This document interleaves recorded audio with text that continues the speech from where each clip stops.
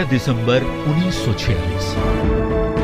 यही वो दिन था जिस दिन संविधान सभा का गठन किया गया और इसी दिन भारत को गणतंत्र राष्ट्र बनाने की नींव डाली गई। जनसाधारण की ओर से नवनिर्वाचित प्रतिनिधियों का एक निकाय जिसे संविधान का मसौदा तैयार करने या अपनाने के उद्देश्य से बनाया गया था। संविधान सभा के सदस्यों का चुनाव एकल स्थानांतरण मत व्यवस्था से किया गया था। लेकिन क्या आपको पता है कि संविधान के निर्माण में योगदान देने में तत्कालीन बिहार का कितना अहम रोल रहा था? क्या आप जानते हैं कि संविधान को बनाने के लिए जिस संविधान सभा की स्थापना की गई थी उसमें 36 लोग तब के बिहार से भेजे गए सदस्य थे। इन्हीं लोगों ने समितियों के डिबेट में हिस्सा लिया और रूपरेखा तैयार की भारतीय गणतंत्र की।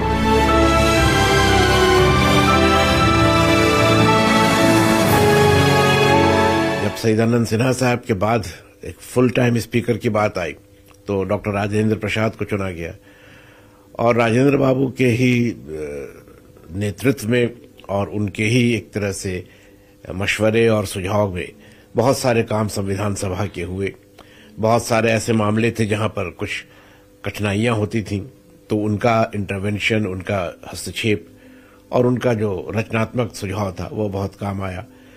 तो एक तरह से ये कहना गलत नहीं होगा कि संविधान सभा की जो कार्रवाई रही उसको बहुत हद तक एक सही दिशा में ले जाने का काम राजेंद्र बाबू ने किया। और भी कई लोग बिहार से थे, लगभग 7 आदमी थे जो निर्वाचित होकर गए थे यहां से। उसमें एक नाम तजम्मुल हुसैन का भी है, वो रोचक नाम है इस वजह करके उस समय यह सवाल उठ रहा था कि मुसलमानों को जो आरक्षण दिया गया था ब्रिटिश काल में, तो क्या वो आरक्षण और वो पृथक मतदान ये सब नए संविधान में भी रहेगा? सरदार पटेल इसके पक्ष में नहीं थे और तजम्मुल हुसैन ने ही इस प्रस्ताव को प्रस्तुत किया था संविधान सभा में कि अब पाकिस्तान बन जाने के बाद मुसलमानों के लिए अलग से आरक्षण की आवश्यकता नहीं और पृथक मतदान की भी आवश्यकता नहीं। तो ये उनकी एक सक्रिय भूमिका रही थी। शायद कुछ शख्सियतों को छोड़ दें तो ज्यादातर विभूतियों के नाम शायद ही आपको मालूम हो, लेकिन हम आपको बता रहे हैं तत्कालीन बिहार के उन लोगों के नाम जिन्होंने गणतंत्र की नींव रखी और भारत को गणतंत्रात्मक राष्ट्र बनाया। सबसे पहला नाम डॉक्टर सच्चिदानंद सिन्हा का है, जो बिहार को स्वतंत्र राज्य बनाने में सबसे बड़ी भूमिका निभाई थी। संविधान सभा के वे पहले अध्यक्ष थे।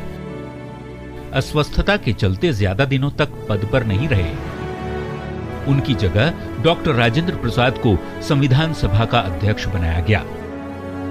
प्रसिद्ध शिक्षाविद, अधिवक्ता, पत्रकार और सांसद भी थे। देश के पहले राष्ट्रपति डॉक्टर राजेंद्र प्रसाद संविधान सभा के अध्यक्ष रहे।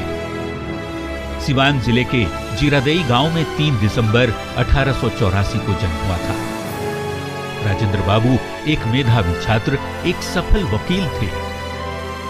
चंपारण सत्याग्रह के दौरान वे स्वतंत्रता आंदोलन से जुड़े। लगातार 2 बार यानी 12 साल तक वे देश के राष्ट्रपति पद पर रहे। बाबूजी के नाम से मशहूर जगजीवन राम स्वतंत्रता सेनानी और राजनेता थे।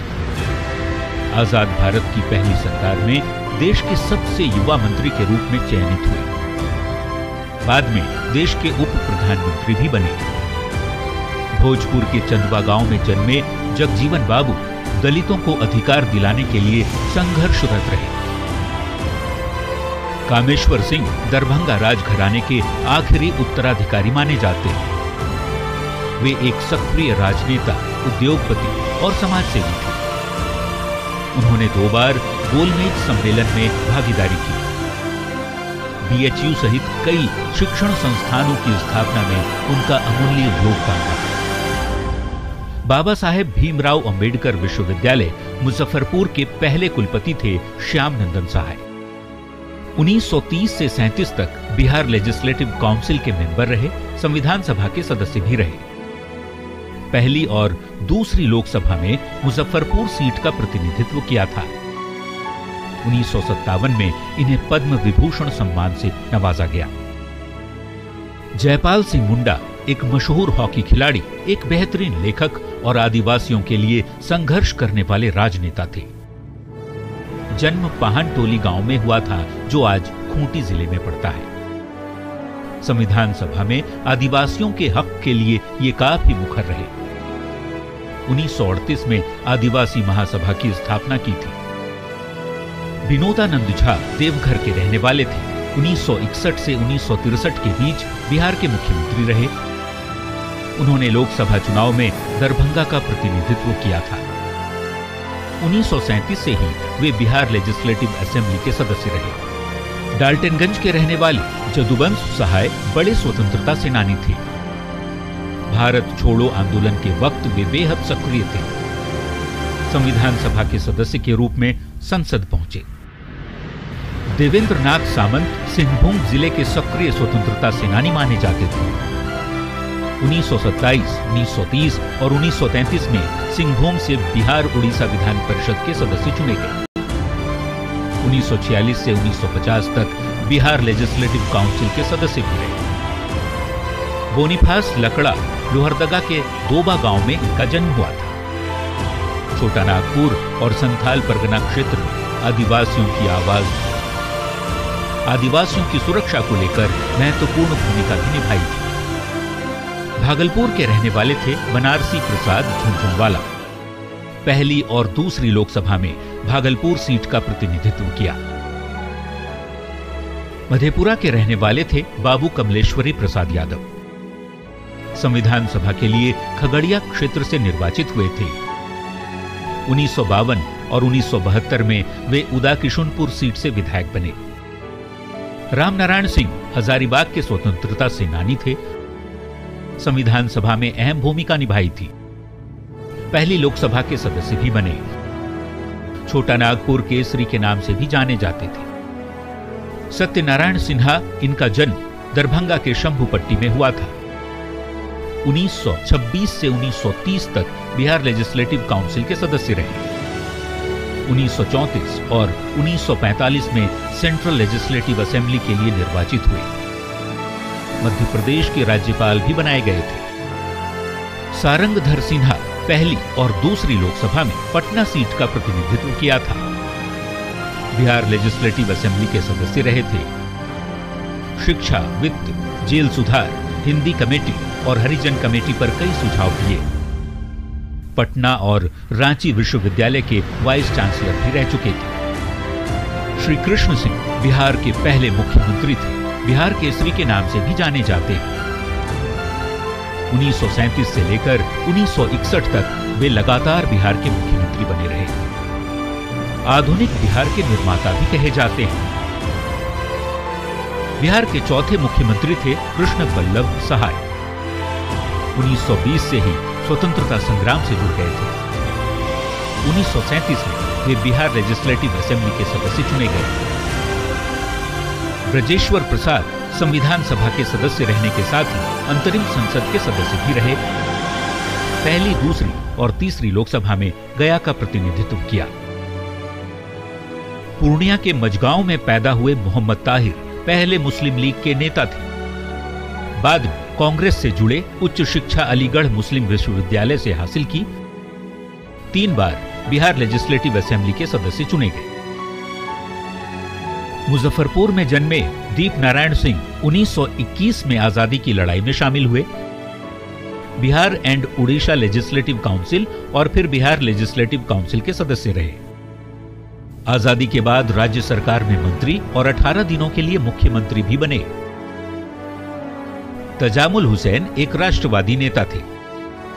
जिन्ना का विरोध करने के कारण अक्सर कट्टरपंथियों के निशाने पर रहते थे। 1935 में बिहार लेजिस्लेटिव असेंबली के सदस्य चुने गए। संविधान सभा में रहते इन्होंने कई कमेटी में सुझाव दिए। गुप्तनाथ सिंह बड़ौदा में शिक्षक बने और फिर भारत छोड़ो आंदोलन में शामिल हुए। कैमूर के चैनपुर विधानसभा के पहले विधायक रहे बाबू गुप्तनाथ सिंह। सैयद जफर इमाम पटना हाई कोर्ट के चीफ जस्टिस रह चुके हैं। उच्च शिक्षा ब्रिटेन में हासिल की। 1922 में बैरिस्टर बनकर बिहार लौटे।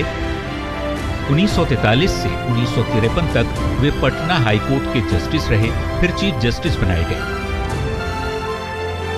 केटी शाह समाजवादी नेता, गुजराती नाटककार और लंदन स्कूल ऑफ इकोनॉमिक्स के छात्र रहे। बिहार से संविधान सभा में प्रतिनिधि के रूप में भेजे गए।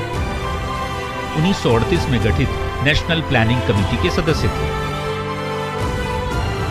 भागवत प्रसाद मुंगेर के जाने माने स्वतंत्रता सेनानी थे।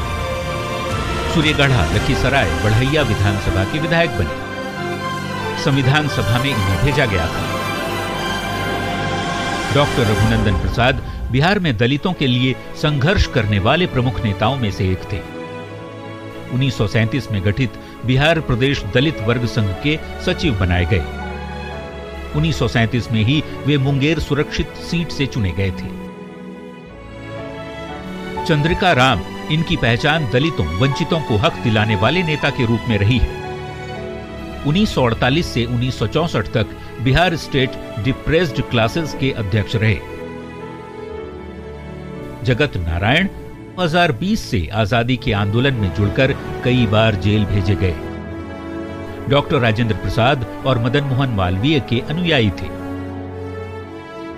महेश प्रसाद सिन्हा सकरा मुजफ्फरपुर विधानसभा का प्रतिनिधित्व किया था। आजादी के पहले से ही बिहार विधानसभा के सदस्य चुने जाते रहे। वैशाली से संविधान सभा के लिए निर्वाचित रामेश्वर प्रसाद सिंह पेशे से वकील थे। बिहार लेजिस्लेटिव असेंबली के सदस्य भी रह चुके हैं।